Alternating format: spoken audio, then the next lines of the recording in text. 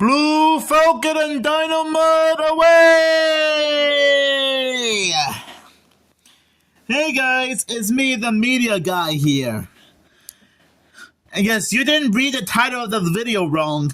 Today I'll be doing a review of Scooby-Doo Mascot of Blue Falcon. Now I know what you're thinking. You're probably gonna say, dude, didn't you already review Scooby-Doo Mascot of Blue Falcon a couple of months ago?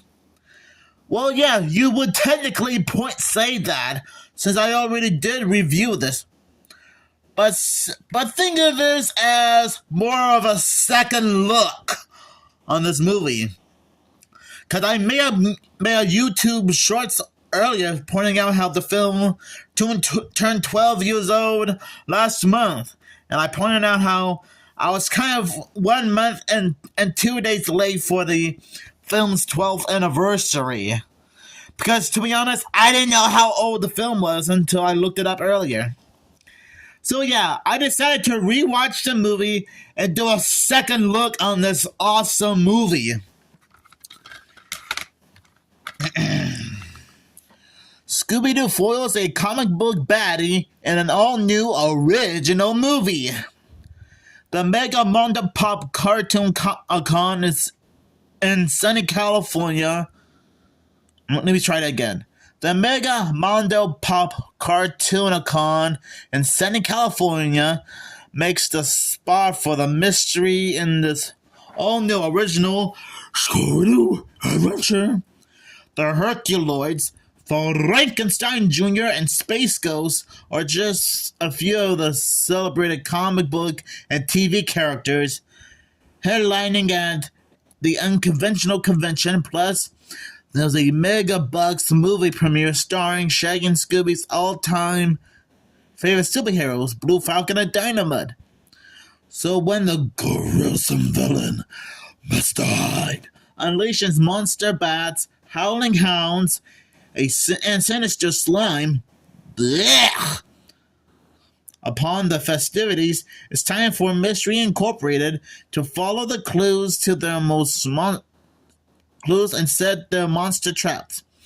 But it's the pizza-snacking superpower tag team of Shaggy and Scooby-Doo who tap their inner superhero to prevent the entire event from being smothered in ghoulish green goo. Blech. Like right on, Dog Wonder. So you guys know the drill.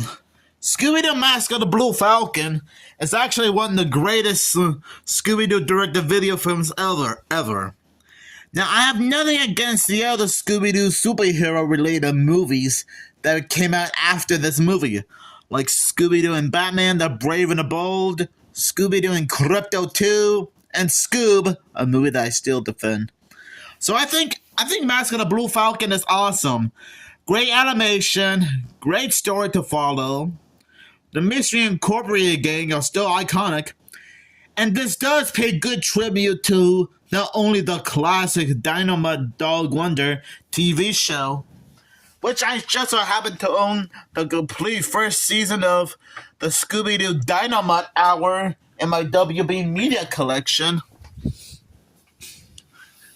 But it also pays good tribute to a lot of other classic Hanna-Barbera cartoons, like the Flintstones, Speed Buggy, Frankenstein Jr., and the Impossibles, hey, Yo-Yo Bear, Hong Kong Phooey, the Herculoids, Space Ghost, Captain Caveman, Penelope Pitstop, and so many other Hanna-Barbera related tribute Easter eggs that I could name off right now, but we will be here all day long.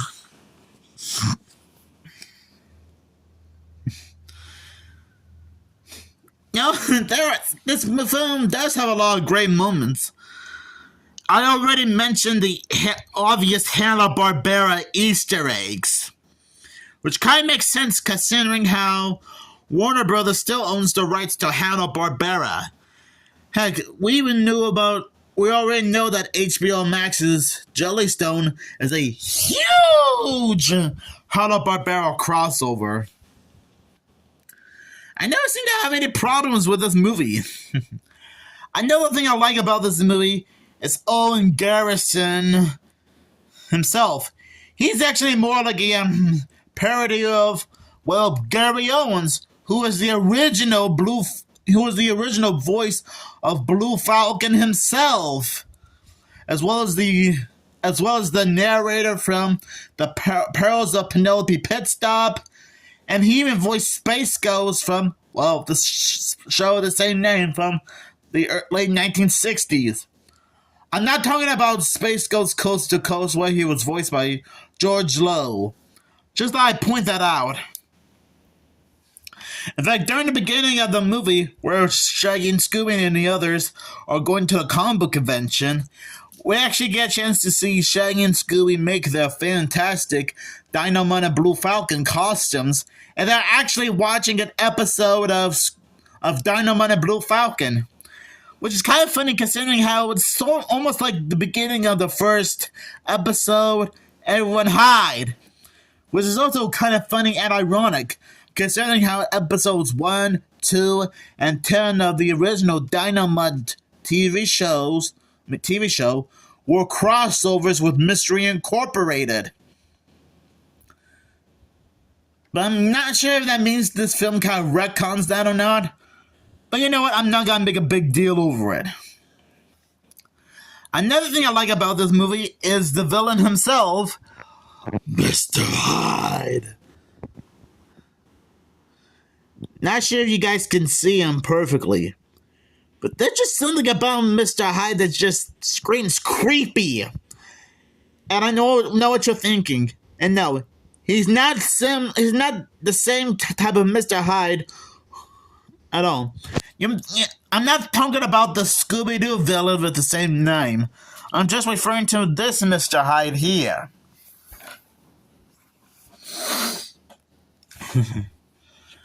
You just gotta admit that the music for this movie is quite action-packed, which makes sense considering how this is kind of like a superhero-related movie. And I think the composer of this movie is probably the same one who worked on Batman: The Brave and the Bold, which is kind of funny considering how most of the cast and crew came back to work on Scooby-Doo and Batman: The Brave and the Bold. Especially Diedrich Bader, because not only did he voice Batman in, well, the aforementioned crossover, but he even voiced Brad Adams in this movie.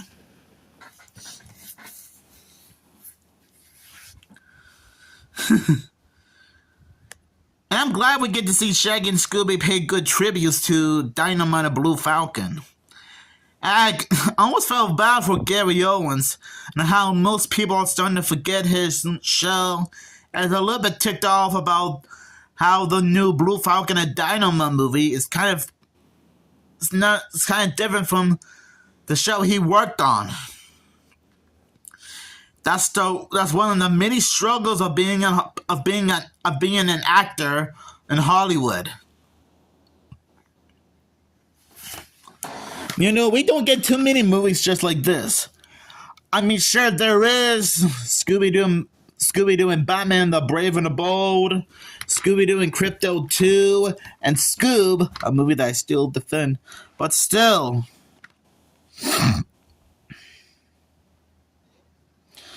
And you know, one of my favorite moments from the movie is Shaggy and Scooby eating all the food from the green room and getting chased off by the chef who cooked all of it.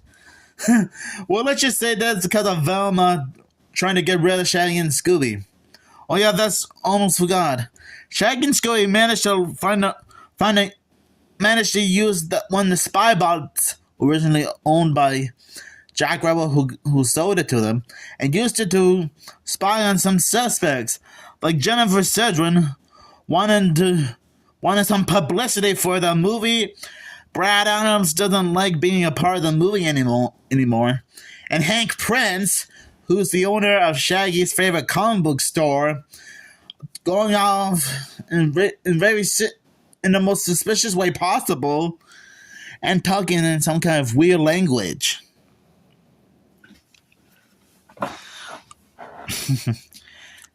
So yeah, overall, I think Scooby-Doo Mask of the Blue Falcon is a fantastic movie. And look, I know that it's kind of redundant and pointless of me to do like a second look on this movie, considering how I already talked about it almost a year ago. Probably like I think it's been like almost maybe 9 or 10 months since I already rewatched this movie and reviewed it. But hey, sometimes it doesn't hurt to do a second look on this, you know? Yeah. And I think I didn't mention how originally the idea of this movie was gonna be a little bit different on how it was supposed to be related to Commando Cool and Mellow Nut, shagging Scooby's heroes from a pup named Scooby-Doo. I probably mentioned that before in a separate video. And I know that JB and Millie and Ashton Hardy probably brought this up when they also reviewed Scooby-Doo Mask of the Blue Falcon a while ago.